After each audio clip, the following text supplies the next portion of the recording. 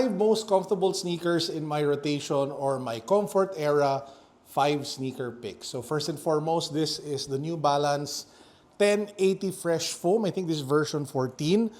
This for me is like number 1. It is like the most comfortable, everyday walkable, all around, best bang for your buck, all the acclamations, positive, whatever, pinakapanalong, sobrang nakakaaliw, nakakatuwang sapatos. Number 1, New Balance Fresh Foam 1080s. Again, two reasons why. Una-una sa lahat, if you take a look at the stack, I think tawag nila dyan is maximum stack ba yan? Or basta yung pinaka sobrang, kita nyo naman yung midsole, di ba? So this is very comfortable. The cushioning is insane. But most importantly, they come in wide versions, even here in the Philippines. So if you go to New Balance, especially the one in Rockwell, they have wide options. So if you have wide feet like what I have, panalo sobra. The problem with trying to wear normal sneakers, if you have wide feet, is you're forced to go a size up or half size up. And when that happens, it is not a very good fit. Kasi while your feet fit width-wise, masyado siya mahaba. So there is too much room at the bottom of or at the end of the sneaker for you. So your foot kind of shifts around. This one, perfect sizing. Because it's wide, it's super meant for me. And again, the overall comfort and just the design, they come in multiple colors. This one is in triple white. There is a London version in orange that I bought recently that I think I featured in a previous episode, if I'm not mistaken. But yeah, one of my first picks, New Balance 1080s, Fresh Foams, V14s. Super happy with them. Now, number 2, you guys will notice a recurring theme. Most of the sneakers are in white. This is the Hoka Clifton 10s. I think this just recently came out. Relative to the date of the publishing of this video, this came out, I think, around 2 to 3 weeks ago locally. And again, number 1 reason why I bought it, it has a wide version. So when I went to Hoka over at GH Mall, they had signs on the sneakers that were for people with wide feet. And I was so happy na yung sapatos na hinahanap ko, which was the Clifton 10s, had a wide version available. And guess what? It was in my friggin' size. O di ba sobrang meant to be. Katulad nung 1080s when I went over to the New Balance branch in Rockwell. So this one, immediately picked it up. Couldn't resist. The Cliftons, by the way, are the best-selling, I think, silhouette of Hoka. And I can't blame them. I know the Bondi number 9 or Bondi number 9 is a very popular shoe. I actually have a pair. But this one, for me, when it comes to everyday walking and overall versatility, is just maybe a notch or two lower than the 1080s, but they're still very good. So this one you might want to consider. For running though, I have read reviews that say na this is not as good as the A6 Nova Blast ba yun? Or I haven't tried that. But for everyday walking, I think sobrang okay na siya. The only problem I have with it is kinalkal siya ng pusa ko. I don't know if you guys can see. It has like ayan o, kita niyo ba yun? There's some sort of hit on the side. But who cares? Shoes are meant to be beaten up. I mean, it's a fact of life. Ganun talaga. Happy pa rin ako. Again, number 2, Clifton 10 from Hoka. So obviously in the car, quick break lang, gadget of the day. This is yung Xiaomi power bank that I really like. So this is high capacity. It has its built-in USB-C cable. It has an LED display.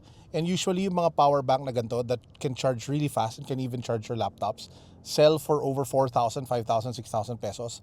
I was able to buy this in Shopee for like 2,000. So if you guys want it, I will link it down below as a featured product on this video.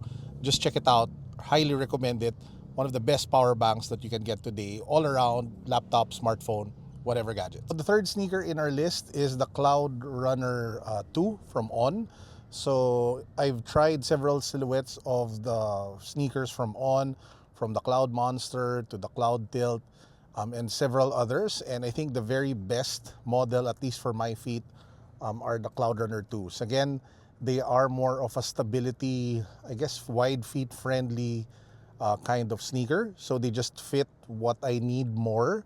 And I have put it through its paces. I've gone to Japan in them, in several countries in them, and foot fatigue is really not much of an issue. So even if I clock in like thousands of steps, they still do really well.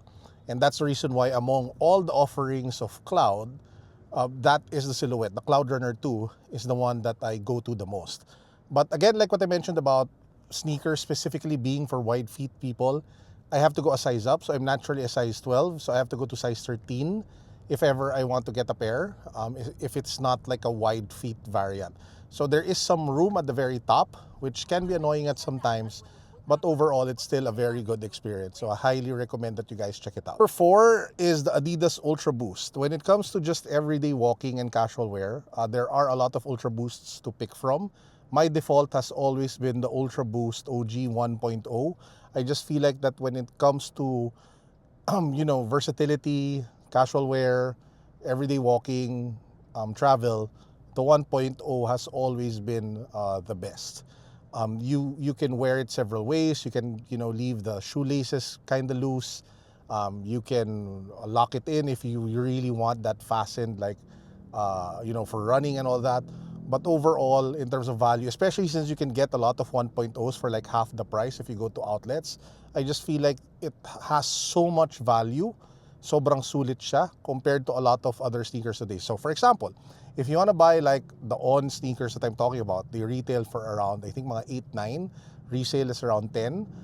If you try to go for the Hokas and the Fresh Foams, they sell for around 9 to 10,000 as well.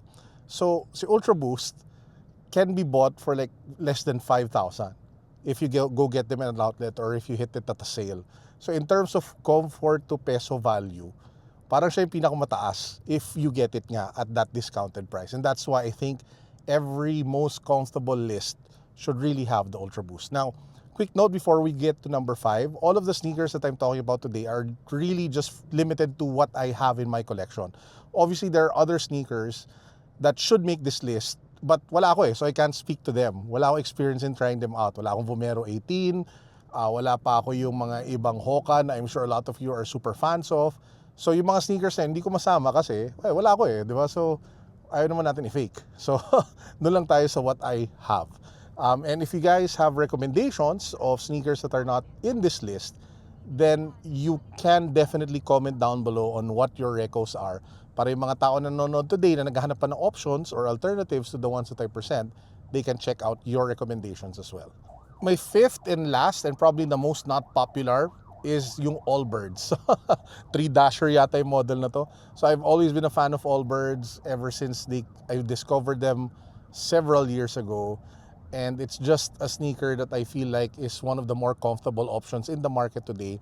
Not for everyone. I'm sure a lot of you don't necessarily agree, lalo na when it comes to the look. But I just love the basic aesthetic of it. Plus yun nga, tested na Kumbaga, from experience, gustong-gusto ko siyang suotin kasi sobrang comfy niya, lalo na for travel.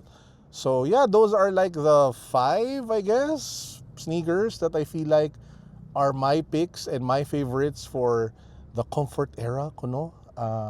Let me know what you guys think. And again, comment down below of what your sneaker picks are so that people can take a look at that list as well. Again, yung gadget of the day natin, it is linked below. It has like a product feature button na ngayon sa YouTube, and you can buy it if you guys want. It's available on Shopee. So with that said, I hope you guys are all doing well. Peace, God bless. What's up? Boom.